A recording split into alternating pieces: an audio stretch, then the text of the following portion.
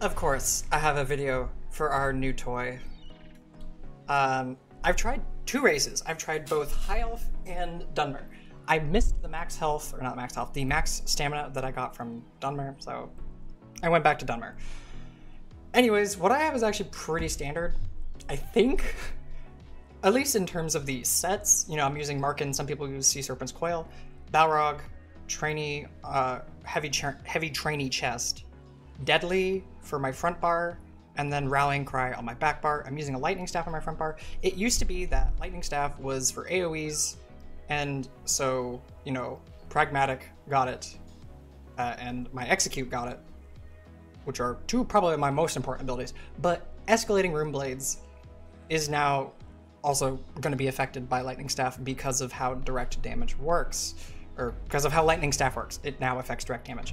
For this build, it's probably going to be a little bit quicker because I've done like 4 build videos today and I haven't played Arcanist that much. This is how I play it and it's how I enjoy it. And this is more of a Mage Arcanist. It's not dual wield Ice Staff. It's, you know, it's more range. It has more magey aesthetic because it's double staff. So I do think this is a slightly unique take in terms of playstyle, but not at all in terms of set. I mean, this is what a lot of people use. Sometimes they'll do Master Dual Wield. But I've actually found that you don't need Master Dual Wield or Vatisher Destro to succeed with this build.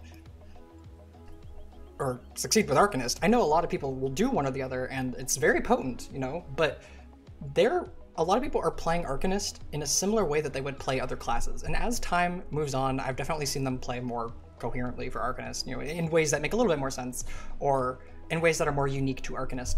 But a lot of the time, in terms of sets, you know, they're still using the same old proc sets, so using other stuff. But what I have here, I think, is a little bit more unique towards what Arcanist is, and it works fairly well. The only thing that I would really change, potentially, is your front bar ultimate. Now, one thing I want to say is that because of how, which passive is it? I think it's over here. Right, okay. Wellspring of the Abyss. Per ability slotted from this skill line, you get X amount of recovery as a stat. Not just as regen percentage, but as a stat. And then we also have a ability that gives us a percentage modification on our regen. So Arcanist has a fuck ton of sustain for their off resource as well as their main resource. One of the things that is completely wild about this class is that I can dodge roll almost as much as my Stam Blade on this class, even though it's Magicka based, or I have it built as a Magicka based class. Like, I just have a lot of fucking Stam regen. There we go, that's a bit better. That's a lot of Stam regen. Your magic recovery is also pretty good, but I'm not gonna get into that right now. Let's focus on the abilities. So, Pragmatic Fate Carver. You can use Exhausting or Pragmatic. I think Pragmatic is nicer because it offers you a extra level of security when using Beam, because you are a little bit vulnerable when you're using Beam, so Pragmatic is my choice. Another really powerful thing about this is that it's completely undodgeable because it's an AoE, which I think is a little bit annoying because Sapiarch's Flail, the first thing that you're going to do when you get hit with this is dodge, because you're going to get immobilized, and they're going to be like, oh shit, let's dodge. So you're going to dodge, and that's baiting you into dodging so that they can hit you with a undodgeable burst ability. It's a little bit annoying. Sometimes you have to dodge anyways because you just need to get the fuck out of there, and dodging will kind of mess with the targeting because, you know, you are actually moving, but you cannot dodge the damage from this. You can move out of the damage, but you can't actually dodge as an in-game mechanic. Now, I wanted to go over why I'm not using Evil Hunter, because actually I did have someone ask me that, and honestly, the answer is that I can't fit it. It's a good option, and it would help because then I could use tripods. I'm currently using Weapon Crit, or not Weapon Crit. I'm using Spell Crit, Health, and Magicka. I hate this. I wish I could do Magicka Stamina and Spell Crit, but I have to do Health because the potion system is annoying. Regardless, it still works fairly well. I get my crit this way. You could do tripods, but if you're doing tripods, you're missing out on a lot of extra crit. There are other ways you can get crit. If you want to do that, go for it. This is what works for me, and it works pretty well. This stun is a little weird. Overall, it applies minor vulnerability and minor brittle to a target, which means you don't need to worry about having a like LSS on someone as much, because you're getting minor brittle and minor vulnerability, which honestly is a fuck ton of damage. That's really good. This stun can be blocked. It cannot be dodged. So it's a little bit like Fossilize. I'm not sure if can Fossilize be blocked? I don't remember. But so if you're fighting an Arcanist, you want to be blocking when you hear the audio cue for this. It's a little bit fucky wucky, you know. It ain't perfect. It's a little weird. Even when I fight an Arcanist that knows what they're doing, I'm like, oh god, I hate this thing. But it's not impossible to work with.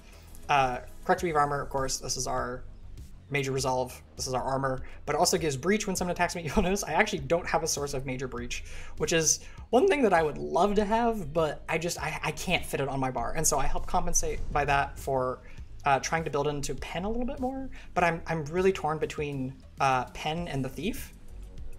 But yeah, so that is something to note. However, I feel like I do enough damage most of the time that it's okay. This is undodgeable, this is undodgeable. Keep that in mind. This is your stun, this is your builder, and this is your spender. This is also your execute, and it gives you a small heal. Honestly, this ability is overloaded as fuck. I'm not sure if I'd call it overpowered, but it is overloaded. It does so many things. It has a debuff, it has a heal, it has an execute, it's AoE, it's undodgeable. You know, it's a lot of things, and it's very good for that reason.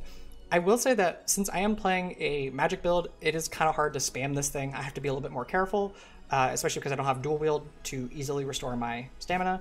Though because we do have pretty good stamina sustain, it's doable. But you should still be careful when you're using this to try to kill someone at low health. Something to remember. I'm using Dawnbreaker. Tide King's Gaze is pretty good, but it's not as dependable.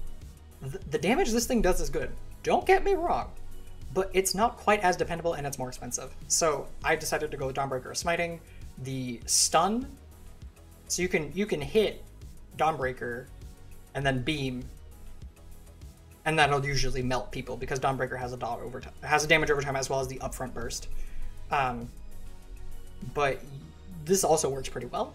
This will actually give you more penetration up front on your front bar because of this right here. It gives you a little bit more penetration for every Herald of the Tome ability slotted. But, you know, Dawnbreaker also gives you, you got Slayer. It works too. As for armor weights, because I'm doing Deadly, I actually have a fair bit of medium on. I only have 3 light armor, 2 heavy, and 2 medium. Obviously, because I'm a magic build, I have 3 light instead of 3 medium, but for some magic builds I prefer to have only 1 medium and 4 light. So that is a slight difference. If you want to see my CP, this is my CP. I'm not going to go over it because I'm lazy, I don't have that kind of time, and my throat hurts because I've done like 3 other videos today. As for the boon, I'm using the Thief. One thing I will note that's different from OCP is that I decided to use Thaumaturgy, or Thaumaturge, as well as Biting Aura. Because, yeah, Arcanist is different. So that's what I'm using. That in conjunction with Deadly means that Beam is doing a fuck ton of damage. If you want to play Arcanist like as an Arcanist without a bunch of proc darts, this build will get you there. But if you want to use procs, there are plenty of other builds out there that will help you achieve that particular goal. Recuperative Treaties, this is a semi-damage, semi-sustain skill, but also you want to have it on your bar because, you know, it gives you major brutality and major sorcery. This is probably one of, I'm not sure if I'd say it's the most powerful defensive skill in the game, but it's one of the more powerful defensive skills.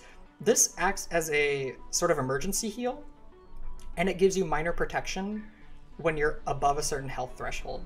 In addition to that, it gives you minor resolve. We also get minor resolve from Vigor, but, you know, sometimes I'm not great about using Vigor, so having the minor resolve from Runeguard of Freedom is definitely nice. You also get a heal when you're at lower health and crowd control immunity, and a bunch of armor, so it's pretty good. Though it does have a cooldown, it's something to consider. This is a very powerful burst heal. I actually really love this ability. It's probably one of my favorite burst heals in the game. It gives you basically 3 different bursts of health. So rather than seeing your health go up immediately in the blink of an eye, it'll go up over the course of like 1 or 2 seconds, or like half a second. Each, you know, it says it heals you for 3.5 or Yeah, 3.5k. It'll do that 3 times within a second, and then it's essentially like a mini vigor heal over time. So you do vigor, and this. Look at all those green numbers. It's wonderful. As for a mobility skill, you could do vampire. I think you don't need to do vampire because fleet-footed gait is one of my favorite mobility skills in the game right now. Honestly, Arcanist is just a good class. It's a little weird. It's a little different than what we're used to, but it's very effective. Now, when the class came out, it was a little bit rough using this because it was kind of buggy, but they've kind of fixed it. And so I use this a lot. It's like Blink, or not Blink. It's a little bit like Streak with, I don't want to say less bugs, but it gives you major expedition, and it also gives you, you know, the ability to go back through it. So like if I go over here and I'm like, oh, there's 5 people over here, but over there was only 2 people. I'm just gonna go back and take my chances with these 2. You can do that. Although it only lasts for, what, 7 seconds? So you're gonna have to think quickly if you want to take advantage of that. Furthermore, for my back bar, I have Sanctum of the Abyssal Sea. God, all the names on this are so huge. I swear, some of the names on this class sound like anime names. Anyways, this is a pretty nice defensive ability. I kind of want to use Resto ult. I'm not using Resto, so I can't, just because it's cheaper, but overall this is fairly effective. It also scales off your max health, so you have a bunch of max health and you're good to go. When doing PvP, try to aim for about 30k max health minimum. Do not go lower unless you know what you're doing. You will have a bad time. Another requirement that I'd say for PvP is Swift jewelry, at least 1 piece. You can do more, but I'm just doing 1. I have 1 arcane because I haven't changed it, and then I have 1 infused Magicka recovery glyph. As for enchantments, backbar, you want a Berserker enchant, which increases your weapon and spell damage for 5 seconds after using it. This is defending. You probably want to have,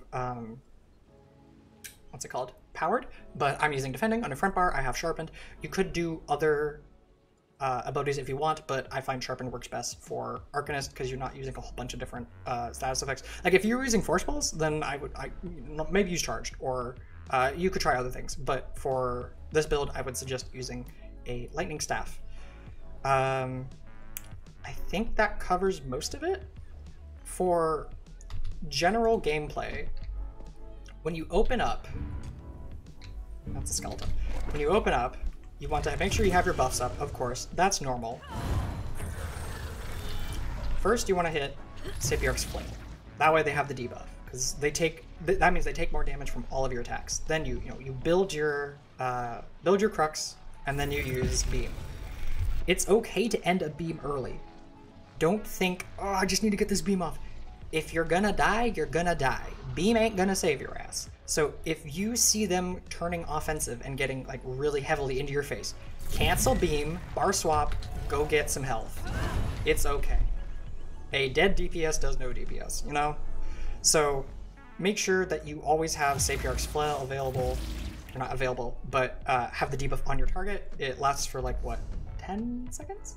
20 seconds. Oh god, that's a lot. With that plus beam, you'll usually get them down to like 50% health, depending on how squishy they are and how much attention they are paying, or if you use ult, if you have Balrog, you can get them all the way down.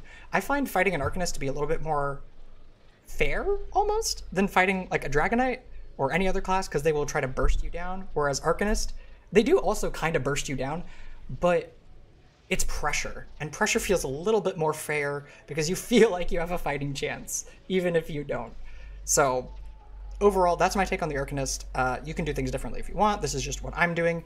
Again, that's a new class. It's not foolproof, but I have tested it, and this is what works best for me. If you have any questions, comments, concerns, feel free to leave them in the comments, and I will get to them as soon as I can.